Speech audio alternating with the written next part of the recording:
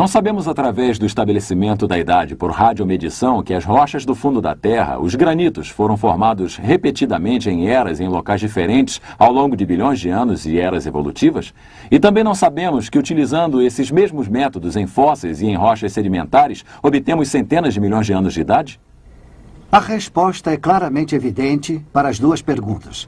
Tanto granitos quanto os fósseis não possuem a idade estampada neles quando são coletados. A idade antiga medida através do método de radiação, que os cientistas têm aceito há tanto tempo, jamais foi uma prática científica. Informações científicas derivam de experiências em laboratório.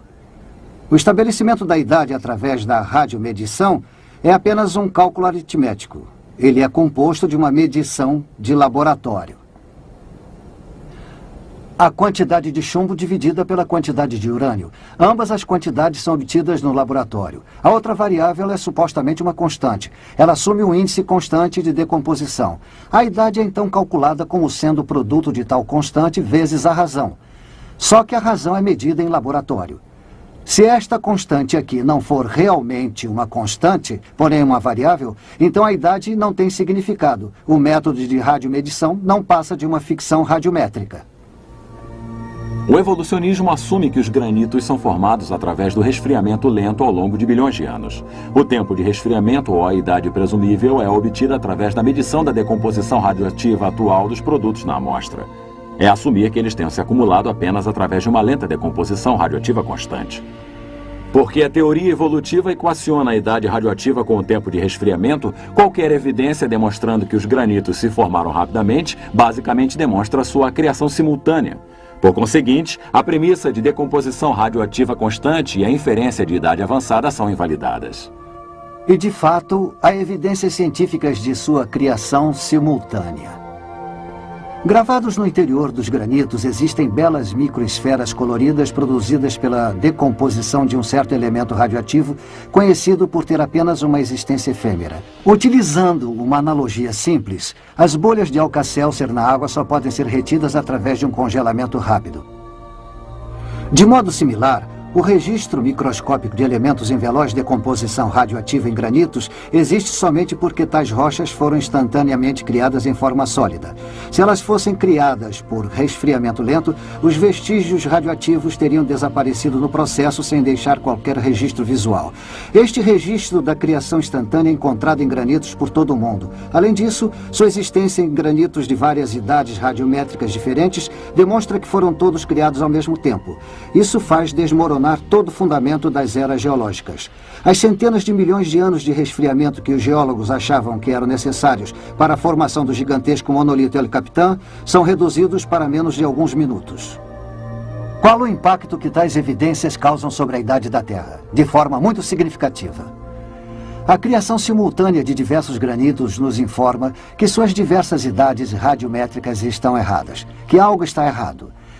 Anteriormente descobrimos que havia apenas uma incerteza nos cálculos da idade radiométrica. Tal incerteza seria assumir um índice de decomposição uniforme. Agora sabemos que houve uma mudança no índice de decomposição em algum momento no passado. Minha visão é de que realmente, na época do dilúvio, houve uma ampla modificação e um aumento no índice de decomposição radiométrica. A radioatividade não pode, então, ser utilizada para estabelecimento da idade até depois do final da modificação do índice de decomposição. Qualquer esforço para utilizar a radioatividade para o estabelecimento da idade anterior a essa época certamente nos levará a um resultado errôneo. Outras evidências relativas à mudança no índice de decomposição e a respeito da pouca idade da Terra advêm de meus estudos sobre o núcleo de granitos de um sítio de escavação profunda no Novo México. Na década de 70, o Departamento de Energia perfurou uma profundidade de 4.600 metros com a finalidade de saber se poderiam extrair energia do calor existente nas profundezas da Terra. Eu retirei amostras de profundidades de 1.040 metros até os 4.600 metros. A finalidade era de extrair pequenos microscópicos zircônios, um mineral dos granitos que possui urânio. O resultado de tais investigações acerca dos zircônios foram publicados na Geophysical Research Letters em 1982. Os meios círculos laranja aqui representam os pequenos zircônios nos granitos em diferentes profundidades. O primeiro, a 1040 metros, a uma temperatura de 105 graus centígrados, descendo até uma profundidade de 4.663 metros, a uma temperatura de 313 graus centígrados, 3 vezes o ponto de ebulição da água. Agora vamos assumir que tais zircônios estivessem preenchidos com hélio num determinado tempo. Os pontos acima dos zircônios representam a velocidade com que os zircônios perdem o hélio, nas diferentes profundidades. Obviamente, o mais aquecido com a maior profundidade irá perder o hélio com mais velocidade do que o mais alto a 1140 metros. Após um período de tempo, esperaríamos que de fato o zircônio mais próximo da superfície, a 1140 metros, ainda possuísse o maior volume de hélio em si. O outro, que se encontrava na maior profundidade, com a temperatura mais alta, teria agora a menor quantidade de hélio, bem pequena.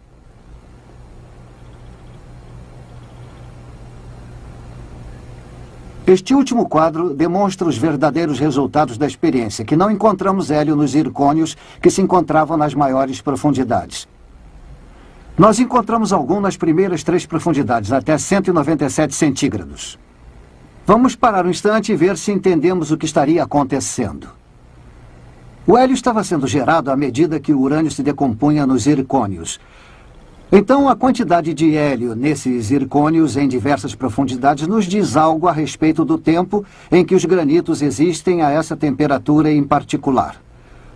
O resultado físico real da experiência é apresentado no próximo quadro. Eles só serão significativos se fizermos uma comparação entre o que esperávamos encontrar se de fato a Terra tivesse 4 bilhões e meio de anos. Pelo que vimos anteriormente, a quantidade esperada de hélio, se a Terra tivesse 4 bilhões e meio de anos, seria somente uma quantidade pequena. O que temos aqui é uma estimativa, uma aproximação. Há tantas variáveis relacionadas a algo que supostamente tenha uma idade tão antiga que não podemos ser muito precisos. Nós, no entanto, sabemos que deveria haver uma pequena quantidade, porque o hélio, um elemento que se decompõe do urânio, escapa com muita velocidade à medida que a temperatura aumenta. Porém, o que realmente encontramos nas experiências foi hélio nos zircônios diminuindo, porém ainda presente a uma temperatura de 197 graus centígrados. A forma com que as evidências científicas nos levaram ao desmoronamento das eras geológicas evolutivas. Existe uma tabela de tempo de criação de uma Terra jovem. As idades radiométricas dos granitos se estendendo de 80 milhões até 4 bilhões de anos. Não é válida. Esses granitos de Yosemite até as pedras base do Grand Canyon, até o Japão, até a Índia, aos granitos da Europa, Rússia e Canadá, são todos produtos de uma criação simultânea. Nós não provamos que a Terra tenha 6.000 anos de idade. Porém, encontramos evidências que são consistentes com uma idade de 6.000 anos para a Terra. E demonstramos que uma idade de vários bilhões de anos para a Terra seria cientificamente incorreta.